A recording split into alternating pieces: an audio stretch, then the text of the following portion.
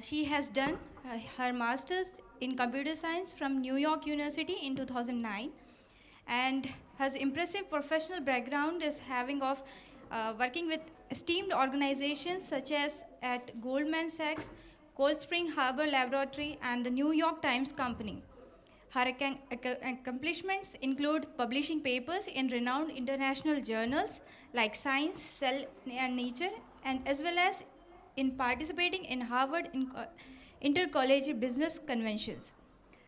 Despite of all this, she has achieved so many awards, such as by the Times of India Group in 2023 for dedication in technology as a women leader by the prestigious Global Award, and currently she is working with Kunomial Technologies Private Limited. So, madam, we welcome you, and you can just start your presentations. Thank you. Over to you, ma'am.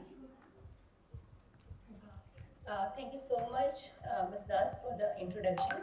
And very good afternoon to all of you.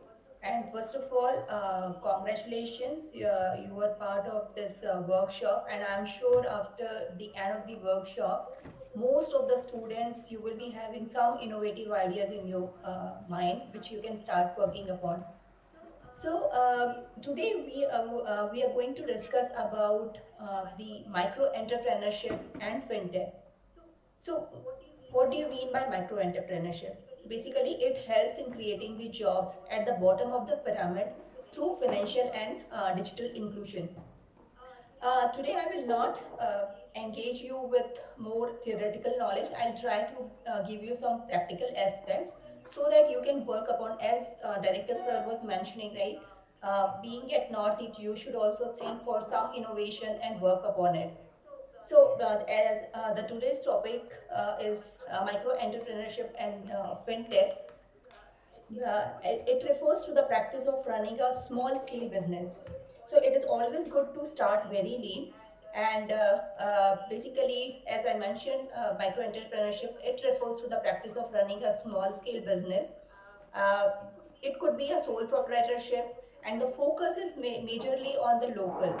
So micro entrepreneurs often serve local and niche markets. They may provide service and products tailored to the specific needs and preferences to their local community, along with serving to the global community as well. So basically, starting micro entrepreneurship, there is low overheads. They typically have a low operating cost and overhead expenses compared to larger businesses.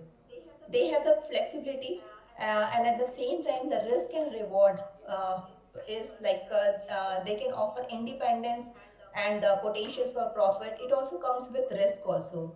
Okay, because most entrepreneurs often have to manage financial uncertainties and fluctuations in demand. In order to overcome this, there are many fintech tools. Okay, so there are technology, and with the help of technology, you can expand your business. And now you can see there is a rise of e-commerce and digital payment platforms, right? So when many micro entrepreneurs across the country, they are leveraging and they are expanding their reach by establishing an online presence. They may sell their products and services through websites, social media, online marketplace. Okay, so because this micro entrepreneurs, they can create a community impact, and there is a positive impact on the local economies and communities by creating jobs, supporting local suppliers, and contributing to the eventually contributing to the economic growth. Also, in order to sustain, right, they have to micro entrepreneurs have to focus on the sustainable practices, such as working on the eco-friendly materials which are easily available, readily available to your locations, or sourcing the products which is very nearby, right? So because this way you will be connected to the community as well as with the environment. I would like to mention micro entrepreneurship in Northeast, especially Northeast. It plays a significant role in the region's economic development. because the unique culture and geographical diversity of the Northeast presents both opportunities and challenges for micro entrepreneurs. There are many aspects, right? Agriculture and horticulture. There are many avenues where, like micro entrepreneurs can work on cultivating a wide variety of crops, including tea, spices, fruits, and selling them locally and beyond. Another aspect is the handicrafts and handlooms, because Northeast is known for its rich tradition of handicrafts and handloom products. And micro entrepreneurs engage in weaving, pottery, bamboo craft, and other activities. Another aspect is the tourism, right?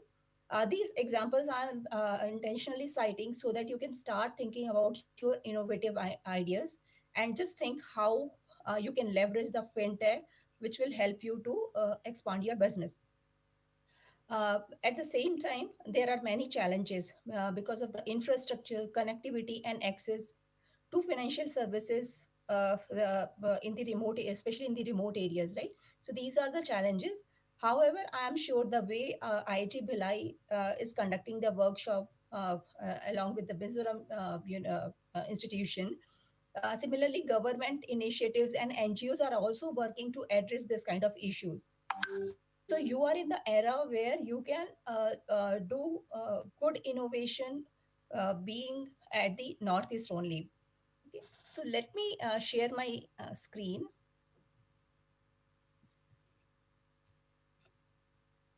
So can you allow me to share my screen?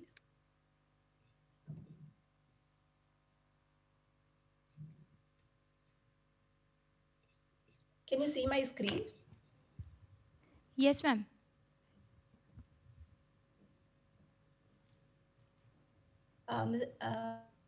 Ms. Das, can you let me know whether my screen is visible? Yes, ma'am. Your screen is visible.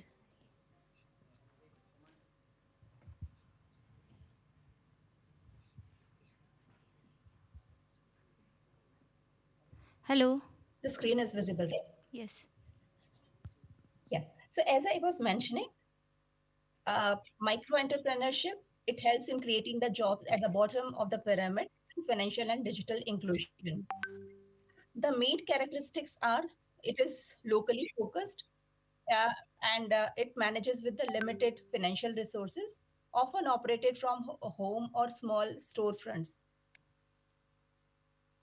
The main benefits of micro entrepreneurship is low barrier to entry. You can start very lean, and the opportunity is immense because you can pursue your passion, and at the same time you can generate income. It helps in creating problem solving and innovation which exist locally. And also the main benefit is the independence and flexibility in decision making. Okay. At the same time, as I was mentioning about the challenges, there are limited access to capital, but now there are many government bodies and the institutions who are playing a crucial role in order to provide access to the funding. Okay, so this challenge, there is a challenge, but there are many solutions around it also. There is a intense local competition, and also balancing multiple roles within the business. It is also one of the major challenge. I'll let you know how to overcome all this. Okay. And also scaling, when you start something of your own, in order to scale, that is another challenge. In order to overcome all this, fintech is coming as a game changer. So, what is fintech? Basically, it is a convergence of financial services and technology. Finance, at the same time, as you see, bank payments, NBFC, security broking, wealth management, distribution, this comes under the finance. At the same time, technology like hardware providers, software providers, cloud providers, platform providers, these are the existing technology. Combining these two, you can uh, innovate some fintech, fintech. So basically, in the sense, it is an application of technology to offer new financial products and services to new market segments in an economically viable manner. Fintech is basically helping to create the future. As Sir was mentioning, right? He was in the era where there was a floppy disk, right? You like, uh, I'm sure most of you don't know about the floppy disk, right? He was in that era. Now things are changing very rapidly. So, fintech is very important in the micro entrepreneurship for creating the future, and it is helping in changing the world altogether.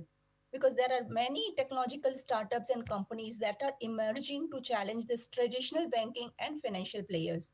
And it covers area of services from cloud funding platforms and mobile payment solutions to online portfolio management tools and international money transfer. This I have sourced it from PitchBook. So there are seven global fintech hubs, out of which India's rank is number two. The first is United States. More than 2,000 fintech startups are already founded. The second is India. Third is Great Britain, Singapore, Germany, Spain, and Indonesia.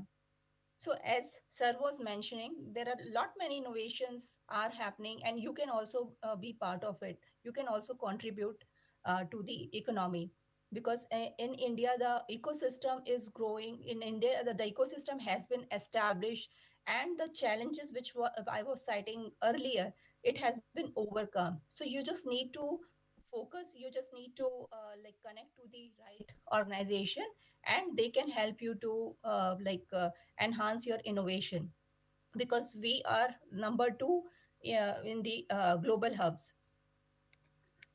As per the global funding to fintech sector, especially in the fintech sector in 2022, it is 75 billion USD.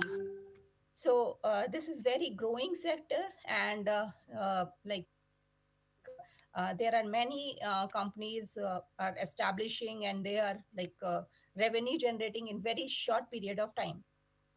So, and the main fintech industry in India are the payment banks, mobile wallets, payment gateways, payment infrastructure.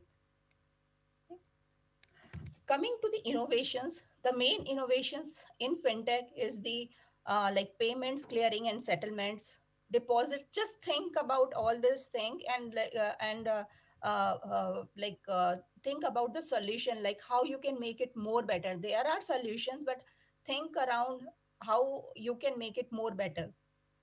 So there are payments, clearing and settlements, deposit lending and capital raising, investment management, data analytics, risk management. So these are the major fintech innovations around which most of the startups and established companies are working upon. The current scenario in India is to stay and to grow, because India remains one of the largest market where the structural enablers to set up and incubate fintech companies have come together strongly. And the factors which is driving the growth of the Indian fintech sector is first the combination of the steady economic growth with low penetration of financial services, regulatory forbearance towards fintech, and Indian millennials rapidly ascending to the adoption of digital financial services, and thus gaining higher friction from incumbents. So, and the main reason is India's stack and the internet data for proliferation to improve financial services.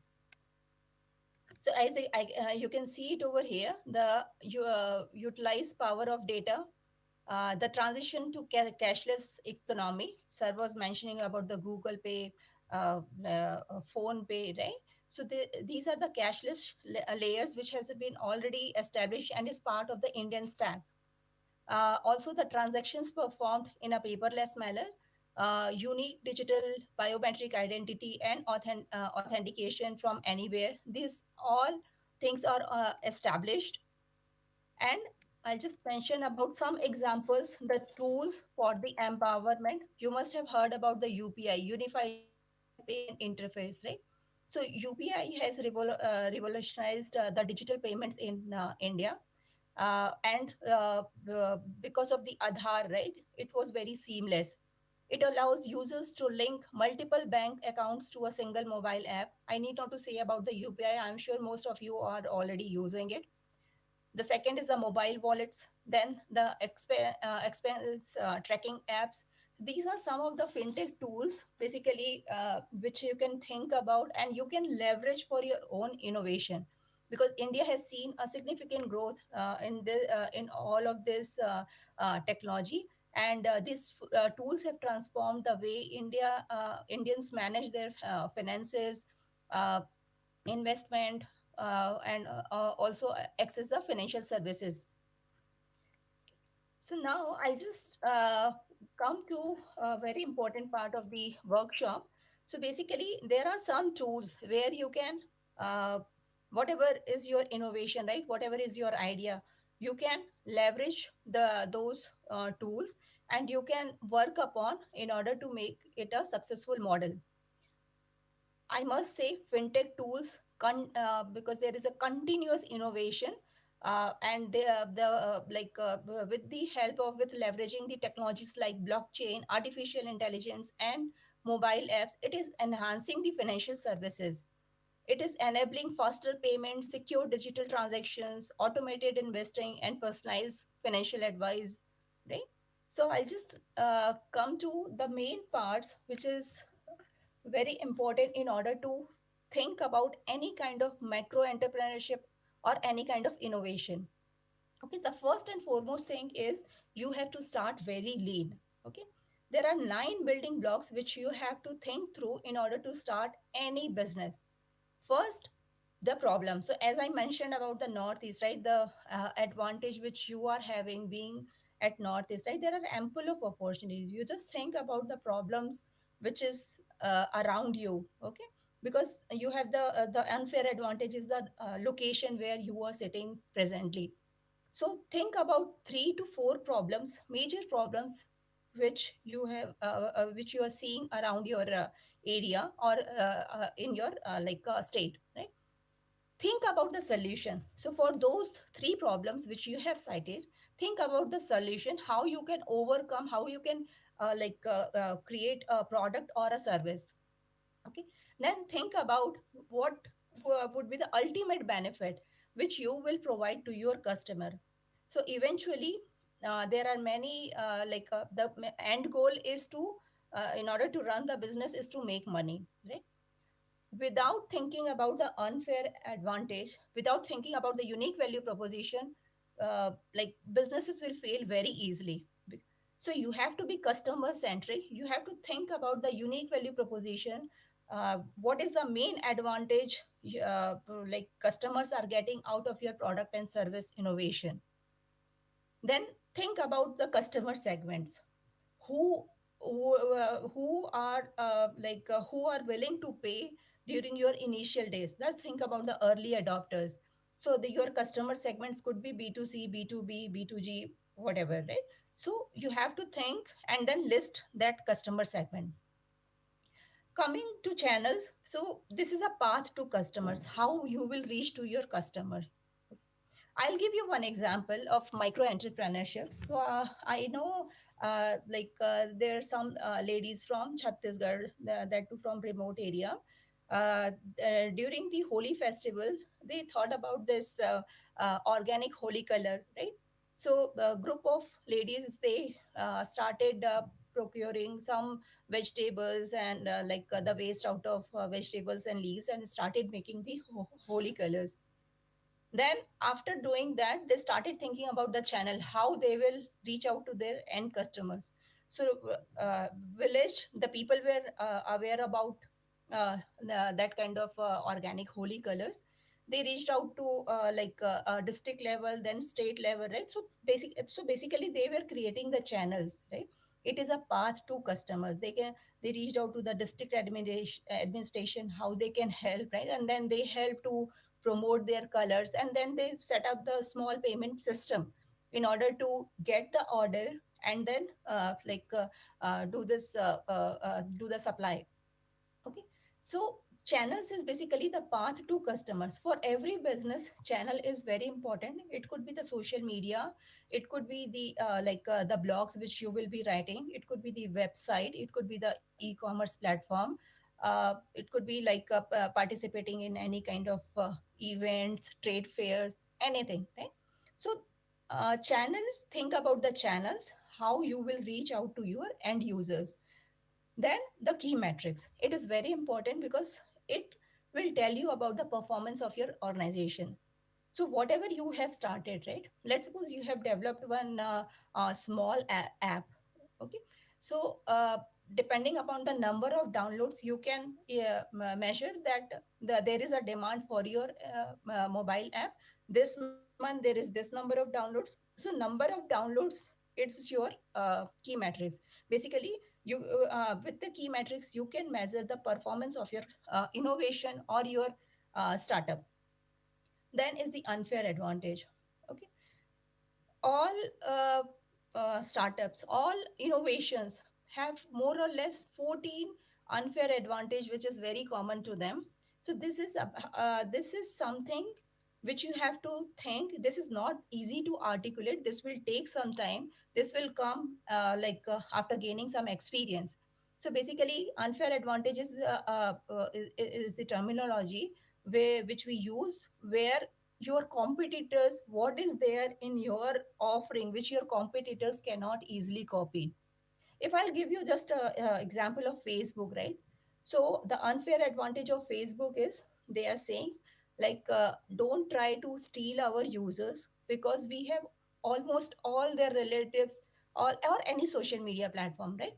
All their relatives, all their friends, everyone at one place. Okay, so you have to think about the unfair advantage which your competitors cannot easily copy. I'll give you one another example of Google. As you all know about the Google, right? And I'm sure most of you know about the journey of Google also. So right from changing the name, so good, the name of the Google was not Google, it was Google. Initially it was started by Stanford students. And as I was mentioning about the solution, right? So they thought to create one algorithm and the search tool which will be efficient, because those days Yahoo, Alta Vista, Excite, they were very popular companies. Okay, but the search was not very relevant. In order to search some keywords, you have to go up to 10th, 11th, or 15th pages. Okay, so search was not relevant. So that was identified by the founders of the Google, who were from the Stanford University, and they came up with a solution to design a algorithm where they can provide fast search, and whatever you are searching, right, it could be on the first page itself. So the unfair advantage, so as I mentioned, it is something which the competitors cannot easily copy, right? So they patented the solution, this page rank algorithm, which they created by their own. So that was the unfair advantage, right? That page rank algorithm, which was designed, which was developed by the founders, that was the unfair advantage of the Google. Okay. Similarly, you have to think for any product and services, right? There are some unfair advantage. For example, if your support is very robust, right, that could be the unfair advantage, right? Because that is something which is unique, right? And your customers are happy, because just rolling out the product and the service in the market is nothing if your customers are not happy. So you have to think through the unfair advantage, and this will help you to continuously gain your customers locally, globally, uh, right? So this is very important parameter, but it will take some time in order to come to that point. Well, like as I mentioned about the patent, if you have the patent, that could be one of your unfair advantage. Now, in order to operate, right, your the innovation or any of your company, right, you have to think through about the cost structure. What are the expenses you will incur in order to run the organization. Okay, it could be, for if I'll just take the example of Google. So uh, development is one of the cost, hosting is one of the cost, right? Similarly, marketing, branding, so these are the cost for the company like Google when they started long back. Similarly, you have to think what are the cost structures which will incur to you. Okay, basically, it is the cost to run the business. Then the last is the revenue. So basically, how you are going to make a money. As I mentioned, customer centric. For any innovation, right, you have to be customer centric. Ultimately, the adoption and usability is the key. If nobody will adapt your innovation, that it's of no use. So you have to think through how, like if you're doing it for government also, how government is going to make a money, right? Or if you're doing, like going to establish your own firm, like how you're going to make a money. Because eventually, if you will not be having a paying client or a paying customer, then survival is very difficult. Okay. So in order to sustain the business for the longer time, you have to think through about the revenue. If I'll go back to the example of Google, they right from the beginning they mentioned the advertisement, they will generate revenue from the advertisement. Still we are not paying for any search, right? It is free of cost. So the and now they have expanded now, there is a wide spectrum of the Google offerings. Now they have into cloud computing, they are into fintech solutions, so everywhere they have some of the other solutions, right? So now they have so based upon the product offering, now they are changing their revenues, uh, like source of revenue also. So these are the nine blocks, building blocks, which you have to think through. And in order to start anything, these are the important parameters. If you will think through along with your team members, along with your professors, along with your mentors, this will ease your life. So as sir was mentioning, by the end of the workshop, he wants you to come up with some innovative ideas, right? So just take a note of all these points, just put it in only one sheet. This is a one pager template, just put it in one sheet and answer all those questions. Once you will brainstorm along with your friends, mentors, or any of your team members, right, this will give you a fair understanding about any kind of innovation, how to start it. Okay. Once you will enhance in your journey, right, when you will be like early revenue generating company, or the startup, then you have to think through about again the nine building blocks. The building blocks will be the same.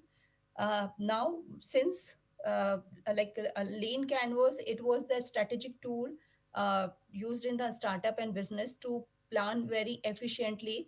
And at the same time, this building block, in order to, when you are revenue generating, right, so you have to think through about this building block. Instead of problems, now you have key partnership. If I'll take the example of Amazon, they started with a book selling company, right? They were the book selling company. Later on, they started thinking about being creating the e-commerce platform. So if you know the journey about Amazon, they I think Jeff Bezos, he started thinking about the users late in 90s who have the internet connection and who want to buy book, because those days there were only bookshops, right? There was online platform was not there.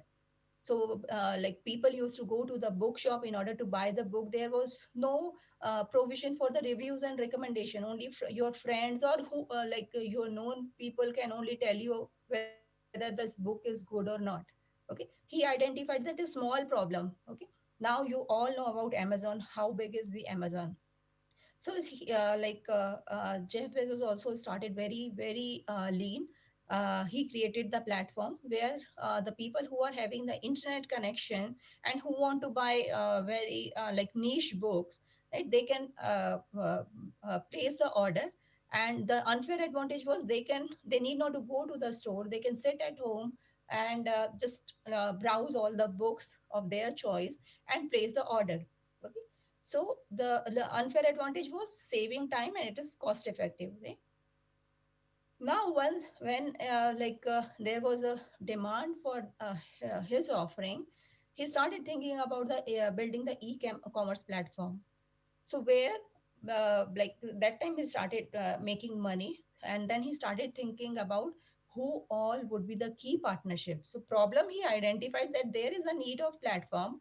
It is a missing thing, especially I must admire his vision, because that time it was very hard to imagine about plateau, because hardly if I'll give you the example of India in 1990s, handful of people were having the internet connection. Even the government bodies were not having the internet connection, right?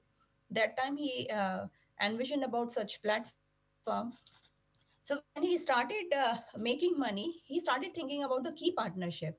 Okay, who all, because you cannot be in this journey alone. You have to partner. You have to build relationships with multiple organizations.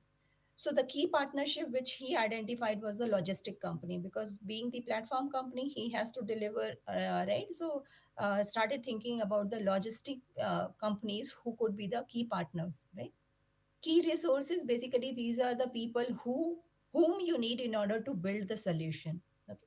Key resources, basically the for these two examples which I have cited, Google and Amazon, is like developers. Okay. So these are the key resources. Unique value proposition, it is similar what I have mentioned to you just now.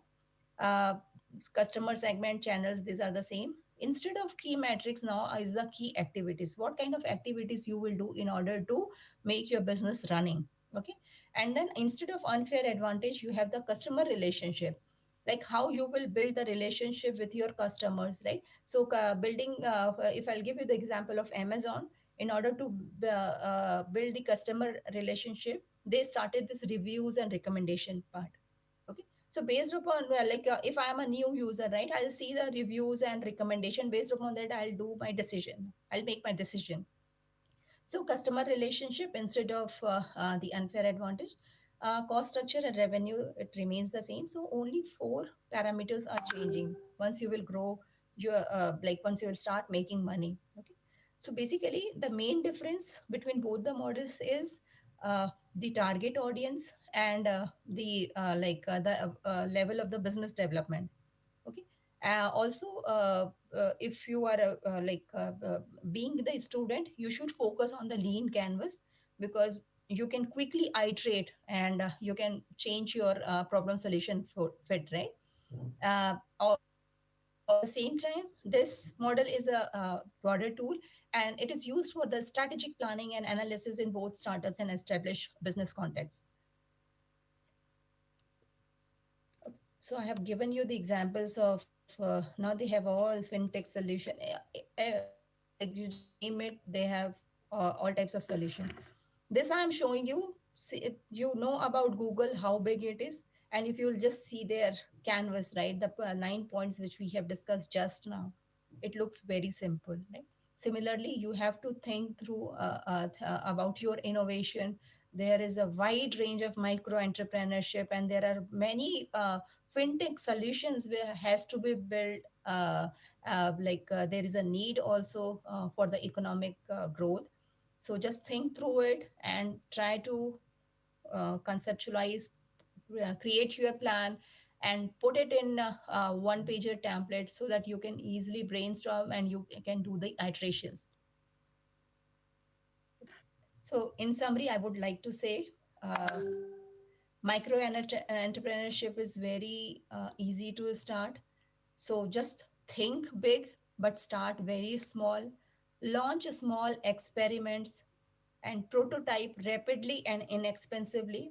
Also, try to tolerate the failures, learn from your mistakes, and be the customer centric. As I mentioned, many innovations and the startups, they fail just because of lack of paying customer.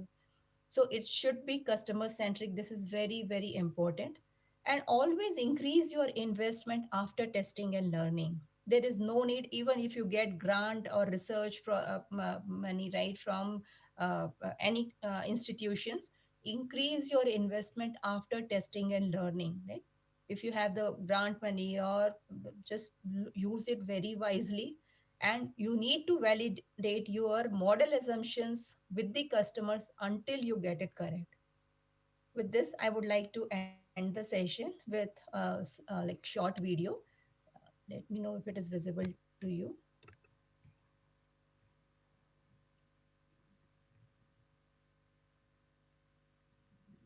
So let me know if it is audible or not.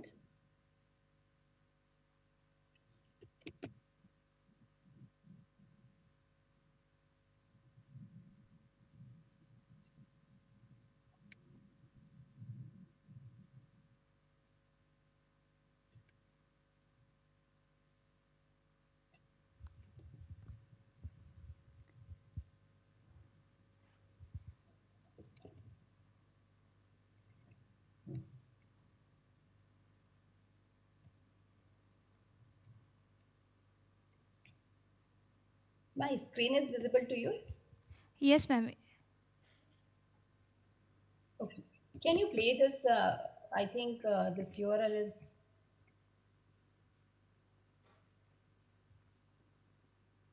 Let me know if it is. Yeah, yes, ma'am. Audio is fine.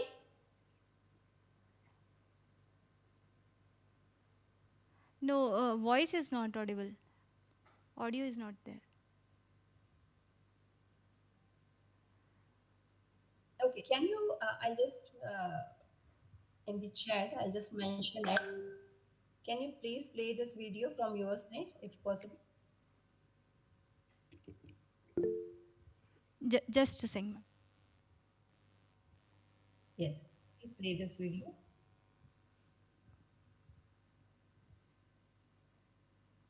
In the chat.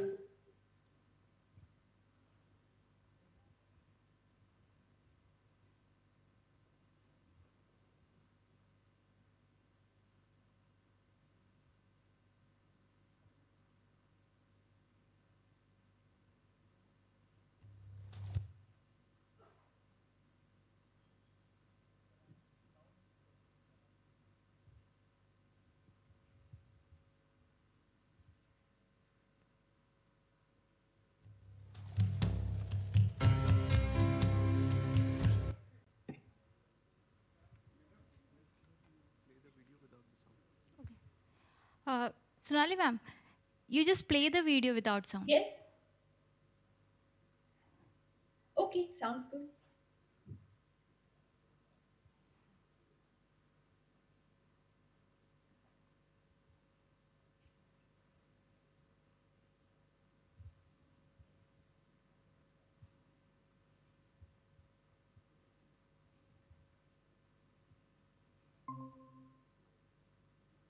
It's visible.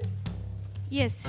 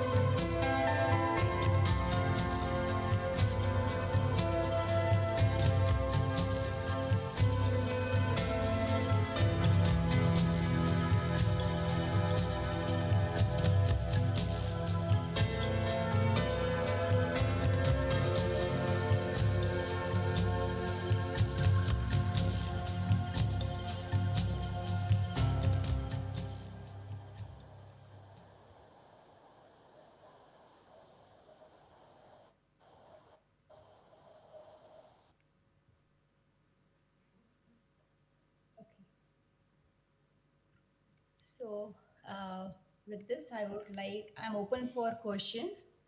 I would, and I just want to say, like, manage your time and energy effectively.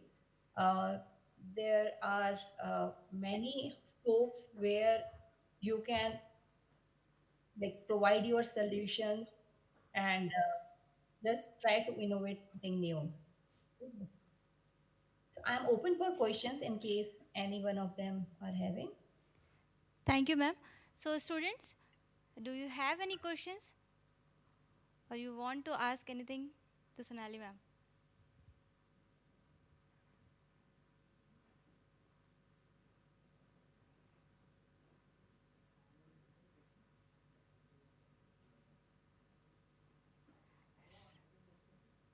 So, I think students are now exploring the things. So, thank you so much, ma'am, for your valuable inputs, and your presentation on startup tools was not only informative but also very inspiring. So, your expertise and valuable insights have left a lasting impact on all of us who attended this workshop. Thank you once again for sharing your knowledge and experiences with us. Your contribution has enriched our workshop. We hope to have the privilege of hearing from you again in the future. Thank you, ma'am. Sure. Thank you so much. So, I can leave now, right? yeah, sure, ma'am. Thank you very much. Okay. Okay. So, we are having the session for just ending this first half session and having our lunch. And okay. So, Professor Ajay wants to say something. See, actually, my dear student, actually, we have the technical expert is also here. We have the 4 technical expert from the IIT Bhilai. So, if you have any in your mind, if you think anything, but you are unable to write your that whatever you are thinking, so they will be ready to help you. Only my request you come forward, because we have I think our computer and IT department, 3rd, 5th and 7th, almost 150 students are there. So we are expecting that at least 50% or in maximum 100, so that you think this is a good opportunity for everyone, because we have requested to IIT Bhilai to come forward to come to our university for our student and the faculty. So that's why the fellowship amount is also, they have announced 7,500 fellowship amount, as well as you will get the certificate also from their IIT Bhilai also.